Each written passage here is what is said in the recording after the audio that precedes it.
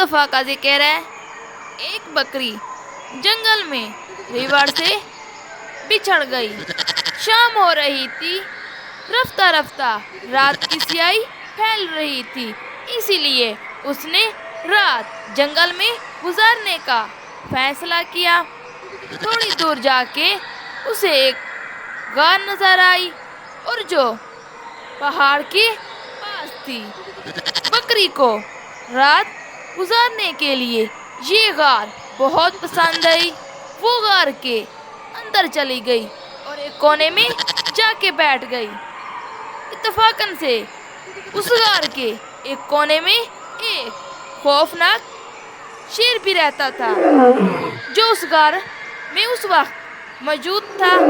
شیر کو دیکھ کر بکری پوری طرح ڈر گئی اور وہ غار سے بھاگ کر کہیں دور بھی نہیں جا سکتی تھی، کیونکہ باہر بہت اندھیرا ہو چکا تھا اور دوسرے جنگلی جانور کا بھی ڈر تھا۔ پھر اچانک ہی بکری کے دماغ میں ایک ترکیب آئی۔ اس نے اپنی گردن اکڑ لی اور شیر کے آنکھوں میں آنکھیں ڈال کر گھورنے لگی۔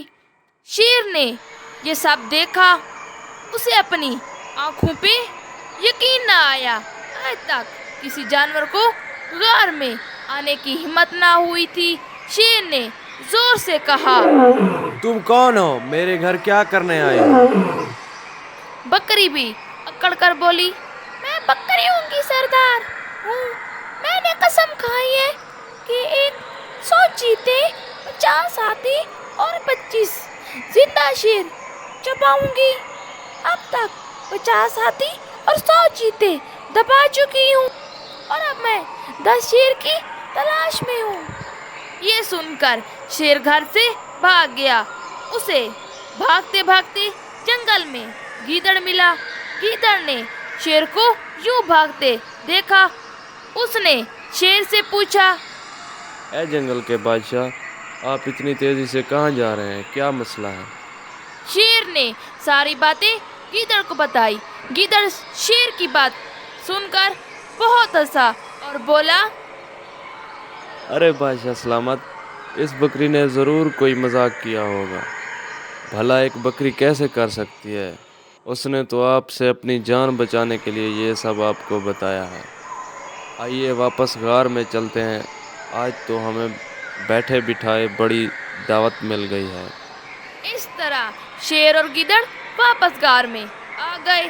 جب بکری نے دونوں کو آتے دیکھا تو وہ پہلے تھوڑا سا گھبرا گئی، لیکن وہ ہمت کر کے بولی، اے نامعقول غلام، ہم نے تجھے 10 شیر لانے کو کہا تھا، تم نے ایک ہی شیر لے کر آ گئے ہو۔ شیر نے جب سنا تو گیدڑ کو مار دیا اور وہاں سے بھاگ گیا۔ بکری نے اپنی عقل مندی سے جان بچا لی۔ پیارے بچوں، ہمیں اس کہانی سے یہ سبق ملتا ہے، ہمیں مشکل وقت میں عقل مندی اور سمجھداری سے کام لینا چاہیے۔